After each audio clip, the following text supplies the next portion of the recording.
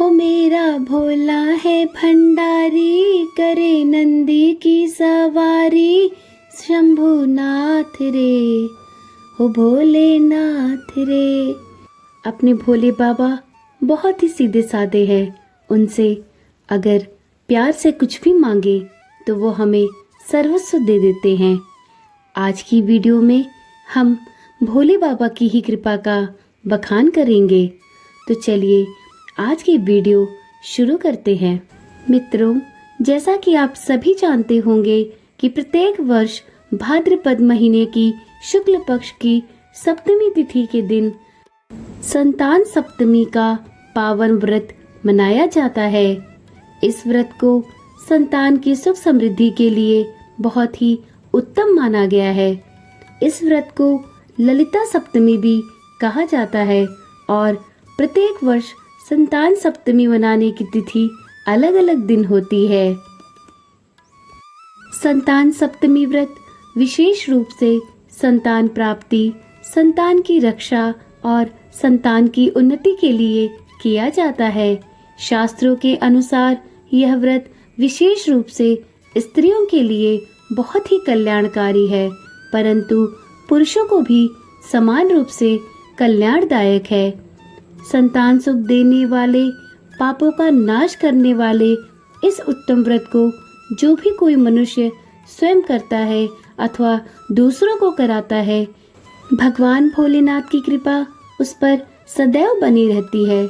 इस प्रकार इस व्रत को जो भी कोई व्यक्ति नियम पूर्वक करता है एवं प्रभु शंकर एवं माता पार्वती की सच्चे मन से पूजा आराधना करता है, वह निश्चय ही अमर पद पैदा करके अंत में शिवलोक को जाता है।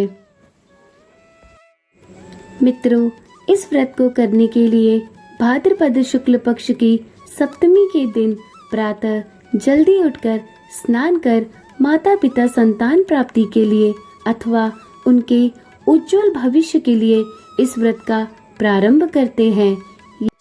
इस व्रत की पूजा दोपहर तक पूरी कर ली जाए तो अच्छा माना जाता है। प्रातः स्नान कर स्वच्छ कपड़े पहनकर विष्णु शिव पार्वती की पूजा की जाती है। दोपहर के समय चौक बनाकर उस पर भगवान शिव पार्वती की प्रतिमा रखी जाती है।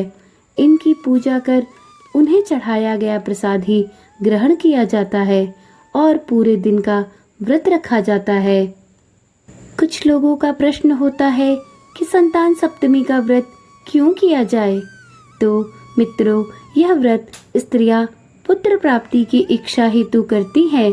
यह व्रत संतान के समस्त दुखों परेशानी के निवारण के उद्देश्य से किया जाता है।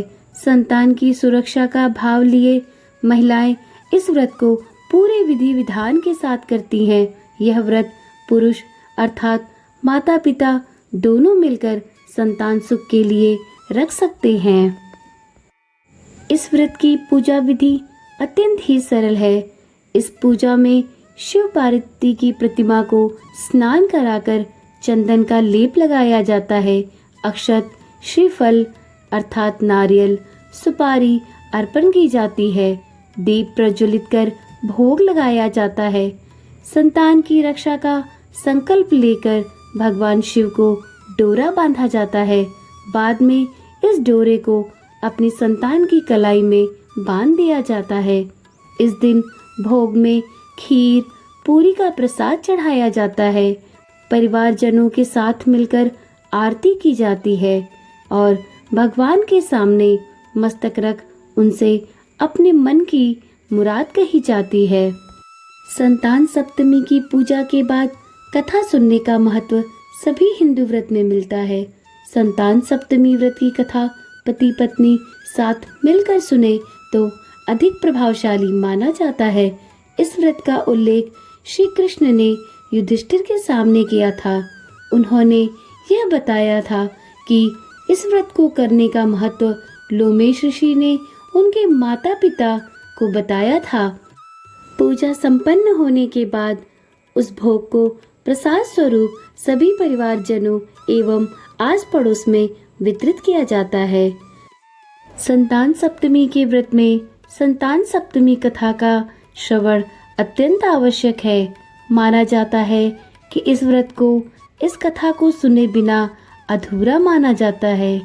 तो आज इस वीडियो में हम सभी संतान सप्तमी व्रत कथा का श्रवण करेंगे, परंतु उससे पहले आप सभी से मेरा एक विनम्र निवेदन है कि यदि आप चैनल पर पहली बार आए हैं या आपने चैनल को अभी तक सब्सक्राइब नहीं किया है तो कृपया करके चैनल को सब्सक्राइब कर ले, जिससे कि आने वाली वीडियोस आपको बिना किसी रुकावट के मिलती रहे। तो चलिए कथा का श्रवण करते हैं। एक बार श्री कृष्ण ने युधिष्ठिर को बताया कि किसी समय मथुरा में लोमश ऋषि आए थे। मेरे माता पिता देवकी तथा वसुदेव ने भक्ति पूर्वक उनकी सेवा की, तो ऋषि ने उन्हें कंस द्वारा मारे गए पुत्रों के शोक से उबरने के लिए आदेश दिया। हे देवकी, कंस ने तुम्हारे कई पुत्रों को पैदा होते ही मारकर तुम्हें पुत्र शोक दिया है। इस दुख से मुक्त होने के लिए तुम संतान सप्तमी का व्रत करो।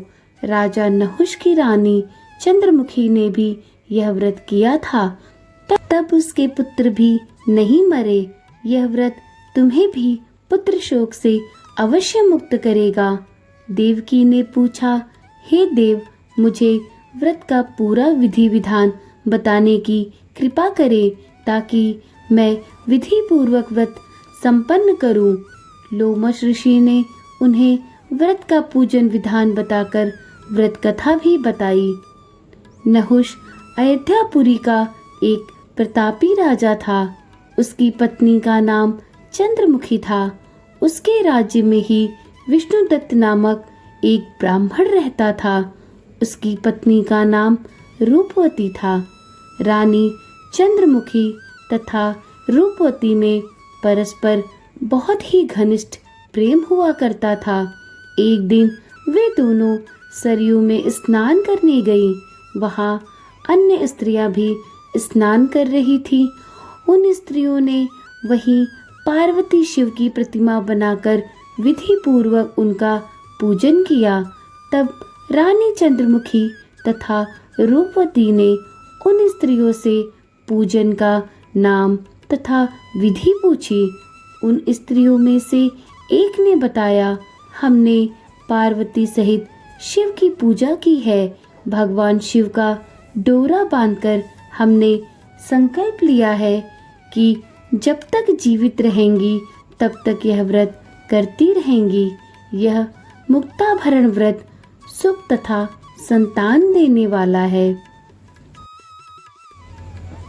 इस व्रत के विषय में दोनों सखियों ने सुनकर बहुत ही प्रसन्नता जताई और दोनों सखियों ने भी जीवन पर्यंत इस व्रत को करने का संकल्प किया और शिव जी के नाम का डोरा बांध दिया।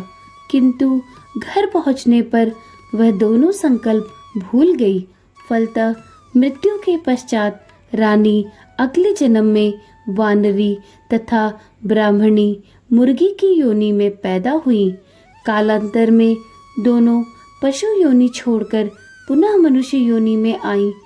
चंद्रमुखी मथुरा के राजा पृथ्वीनाथ की रानी बनी तथा रूपवती ने फिर एक ब्राह्मण के घर जन्म लिया।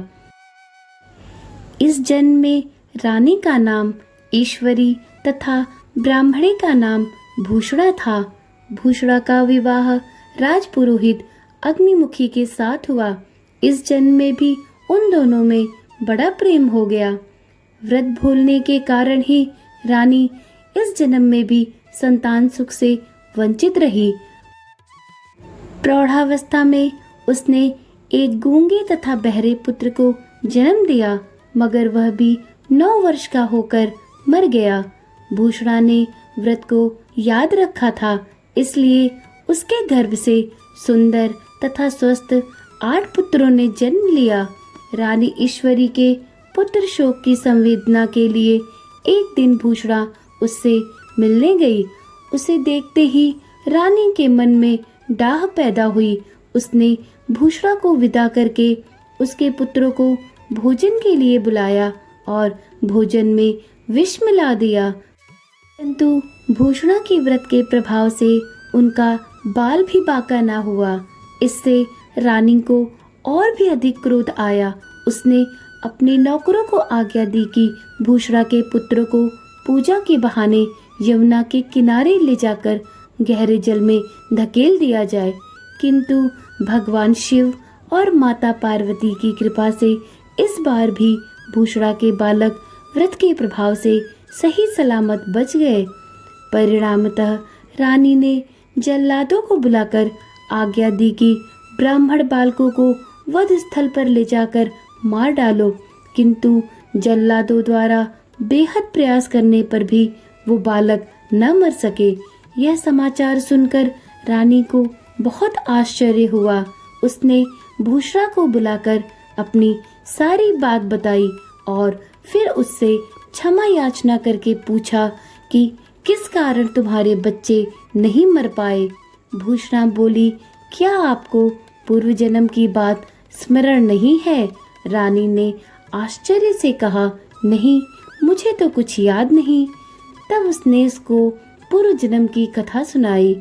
उसने कहा, सुनो रानी, पूर्व जन्म में तुम राजा नहुष की रानी थी और मैं तुम्हारी सखी। हम दोनों ने एक बार भगवान शिव का डोरा बांधकर संकल्प लिया था कि जीवन पर्यंत संतान सप्तमी का व्रत किया करेंगी। किंतु दुर्भाग्यवश हम दोनों ही भूल गई और व्रत की अवहेलना होने के कारण विभिन्न योनियों में जन्म लेती हुई अब फिर मनुष्य जन्म को प्राप्त हुई है। अब मुझे उस व्रत की याद हो आई है, इसलिए मैंने इस जन्म में इस व्रत को धारण किया। उसी के प्रभाव से आप मेरे पुत्रों को चाहकर भी न मरवा सकी। यह सब सुनकर रानी ईश्वरी ने भी विधि पूर्वक संतान सुख देने वाले यह मुक्ताभरण अथवा संतान सप्तमी के उत्तम व्रत को धारण किया। तब व्रत के प्रभाव से रानी पुनः गर्भवती हुई और एक सुंदर और तेजस्वी बालक को जन्म दिया। उसी समय से पुत्र प्राप्ति और संतान की रक्षा के लिए यह व्रत प्रचलित हो गया। जिस प्रकार इस उत्तम व्रत को करने से ब्राह्मणी और रानी दोनों ने संतान सुख को प्राप्त किया, ईश्वर करे जो भी स्त्रियां इस व्रत को पूरे सच्ची श्रद्धा और विश्वास के साथ करें, उनको संतान सुख अवश्य ही प्राप्त हो।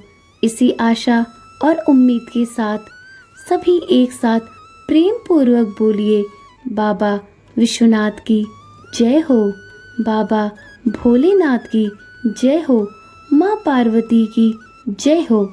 सबका मंगल हो।